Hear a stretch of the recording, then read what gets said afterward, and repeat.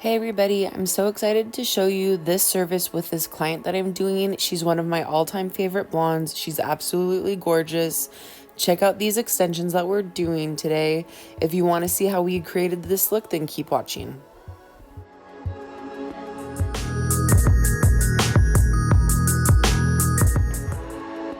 My client that I'm doing today usually has really long extensions that we do. Here's her hair that we've done in a previous video. I will link it in the description. But today we're trying something new. Okay, so I'm getting ready to do my bleaching tone. I just had my consultation with my client. And if you guys don't know, I know I've mentioned it before, but the lightener that I always use is the Schwarzkopf Blondie. So it's bond enforcing. So I also mix my Olaplex in there and it really helps the hair from getting damaged. It's my favorite. I never have breakage or anything. So this is the bleach that I always use.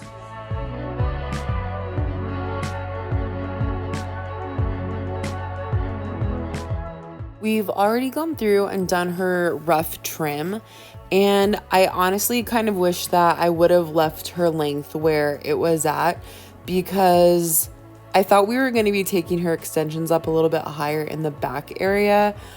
She said she wanted to do like a long bob this time versus having an extremely long extensions that we do in the past, like 24 inches. So I wish I would have just left her hair the length that it was. I really thought that we were going to be taking the length up in the back to meet her natural hair, but we actually ended up leaving it quite a bit longer. So I probably would have just left her length alone if I would have known that ahead of time, because it probably would have blended and not have shown her natural weight line as much. It doesn't really, but I can like just a teeny little bit see it every now and then, and I feel like if you can see a weight line through extensions, then I wish I would have just left the length alone. Anyways, here we are getting into her bleaching tone.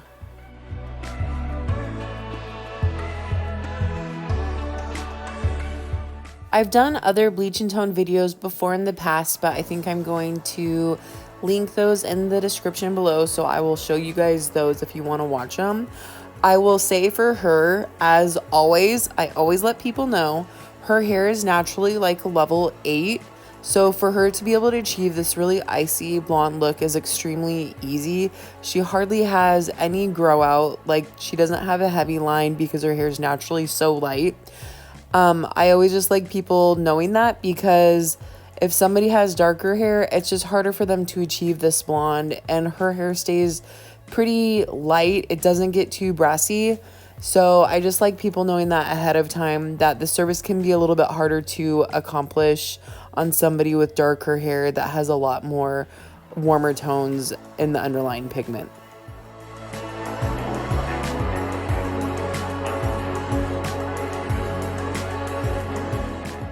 Please be very cautious not to overlap and run the lightener through the ends. If you swipe it, if you see a little bit of warm areas, that's probably fine. But just be really cautious, especially in these front areas, not to overlap, because these little baby hairs can be pretty delicate.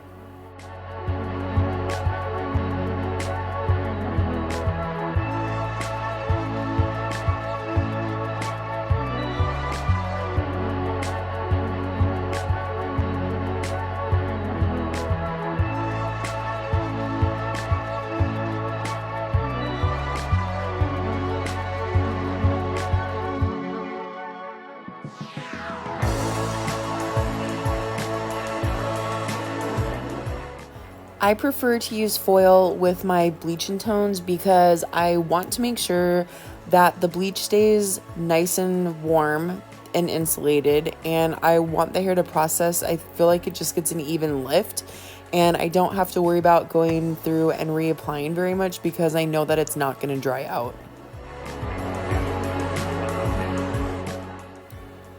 I prefer to start at the top of the head and work my way down. I feel like this way I get better lift, make sure that it's processing along with the front section, because I want to make sure that we have a nice even lift, and I don't want to start at the bottom of the head and work my way up and then worry about the top section not being as light or taking longer or whatever. So I just prefer applying this way because that way I feel like I get a better, brighter lift.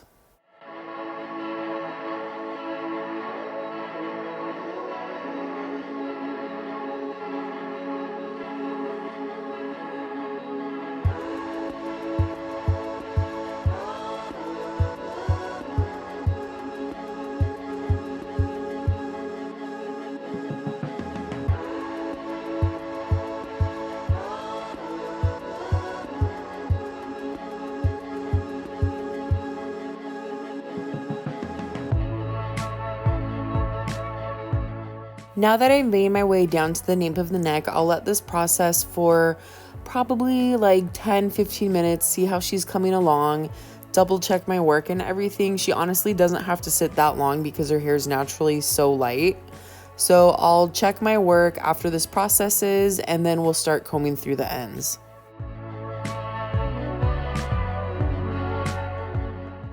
Don't forget, once you've applied everywhere, to go through the hairline and make sure that you get even saturation, and make sure you have a really clean hairline because you don't want there to be any spots from your partings.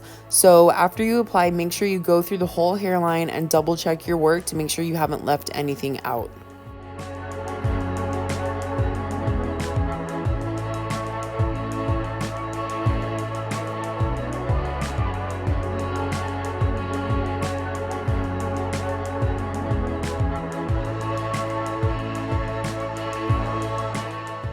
Now that she's been processing for a while, I go back through, pull the foils out, make sure that she's lifted to a nice pale yellow.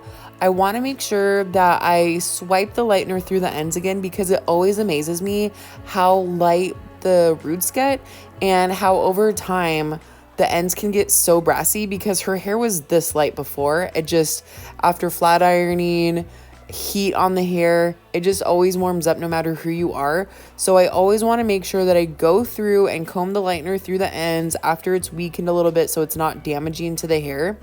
And you can see here how it's already starting to brighten back up, and then we just let it process for a little bit, keep wetting the hair so that way it has even saturation, and this is just going to help re-brighten her hair back up and break through the brassiness.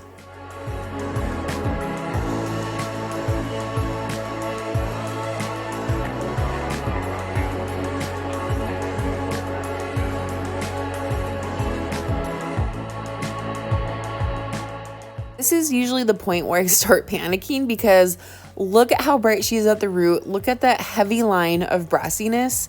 I always start panicking thinking, oh my God, what if I can't brighten her ends up? What if her roots are super light and her ends are super warm? And you can totally see that her color doesn't blend. She's not super platinum. And it's not just her. I think this all the time with all of my bleaching tones. I start getting anxiety.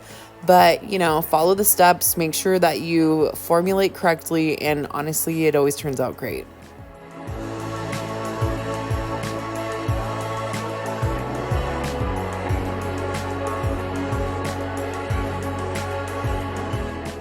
I probably only let this sit for about 5 minutes, to be honest. I really don't want it to sit and damage the hair. And honestly, it ends up punching through that brassiness pretty fast. Once I'm at the shampoo bowl, I just wet her hair just a tiny little bit and then kind of massage the bleach through the ends just a little bit more to kind of relighten it. And you can see here that it's still super brassy, but after it sits for a few minutes, like right here, I mean, look at how much brighter that is. It really makes such a big difference.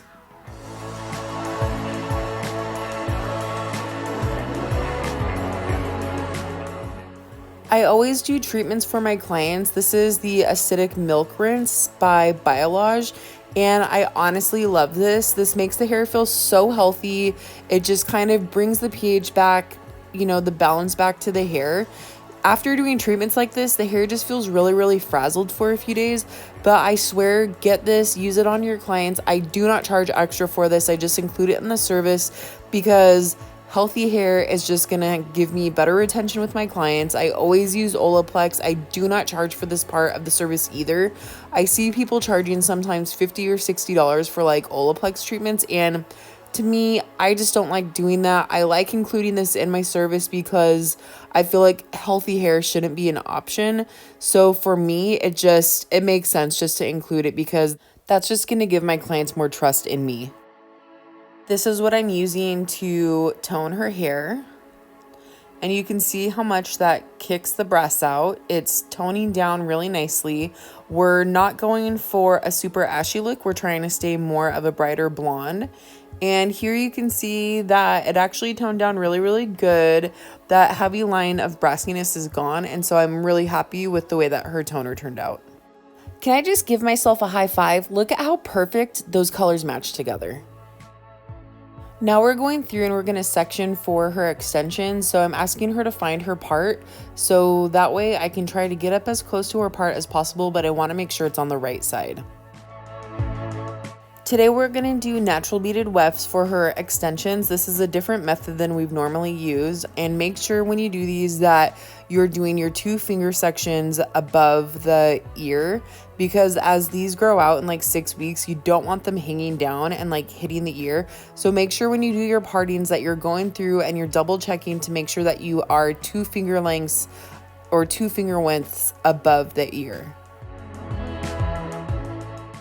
I got really lucky for my training in natural beaded wefts because my good friend Mary, she actually did training with platform hair extensions, and she wanted somebody to be able to do her extensions. So she personally actually trained me, which was really nice. She gave me a kit and everything. I mean, that's super amazing, and I'm so grateful for her. So we've been trying to switch my clients over from tape-ins to doing some rows of extensions. So this is the first time that my client is doing this method of hair extensions. And so I was excited to see how she likes these versus doing tape-ins. Right now we're just doing our tracks, and you can see that I'm using the blonde colored thread to match her hair, and we're going through and we're using the beads. I believe they are silicone lined beans, so this is going to be a lot more healthy for the hair and less damaging. I know before I've used like I-tip extensions, and some of those beads don't have silicone in them, and that can really clamp and break the hair. So if you have the option for what beads you can get beads lined with silicone. It's kind of like a little cushion for the hair.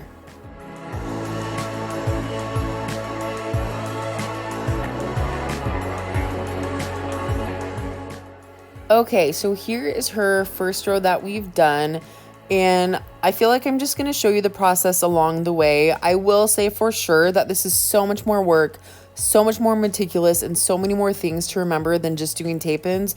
So I honestly think that if you want to do these method of extensions, that you should definitely get trained. I know a lot of people that do I-tip or tape-ins or whatever. I feel like they just kind of figure it out on their own, and I definitely recommend finding somebody who you trust, somebody whose work you admire, whatever, and just invest in the method and learn it through somebody who can certify you, because honestly, this is my first time doing it on a client, and it was kind of nerve-wracking because I didn't have my friend right there with me like, okay, don't forget to do this, don't forget to do that. And I was fine, but I just felt like, oh my gosh, this is so much more to remember on top of just, doing tape-ins is like the easiest thing. So I definitely recommend either invest in a course or just really, really practice before you take this to an actual paying client. Now we're on to our second row. It's really time consuming and kind of just too repetitive to show you the whole process. So we're on to our second row, and honestly, this one goes by so much faster because it's just like half the shape and half the distance of the previous horseshoe shape. So this is all we're doing. We're just doing 2 rows. I didn't feel like we needed to do a third row, but you can always do a third row if you feel like your client's gonna want it for extra thickness. But this is just our first time, so we're just kind of feeling it out, seeing if next time we need to add more hair or more rows. And when she comes back, she'll give me her feedback, and then we'll go from there. Okay, last time when I was doing my haircut, I totally adjusted the camera and got it in the wrong angle. So right here, I'm going to show you how I was doing her haircut. This is different than what I would normally do. If she was keeping her hair long, I would start in the back. But because we're kind of angling her hair, I want to make sure I'm leaving the length and preserving it. So I'm starting in the front at the longest point, making sure that it's even. And then I'm just going to kind of angle it towards the back to see how much of an angle is she going to want. And then when I get the correct length and the angle right that she's wanting, she doesn't want it too severe of an angle, then I'm going to meet it together in the back.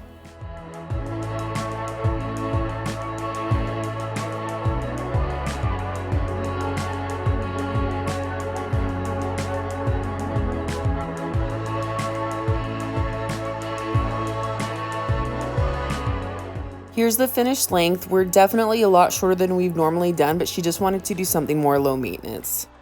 How do you want me to do any like facial framing blending here? How do you feel about it? I really don't feel like it needs it all too much. The only pieces I can see are these ones, but it just looks like it's part of my bangs, really. Yeah. I think it's fine. It just feels so like, whoa, That's what's another that? thing that's kind of different is that in those areas it does feel a little bit bulkier, but it doesn't, I mean, it just looks more voluminous. I like it. It's good. Happy with it? Yes. Always. Every time. Do you want me to leave it straight or do you want me to put like weave in it? Straight's great. All right. Here's the finished product. I love the way this turned out. I'm going to be so excited to hear how happy she was with this method of extensions. Thank you guys so much for watching. If you have any questions, please leave it in the section below.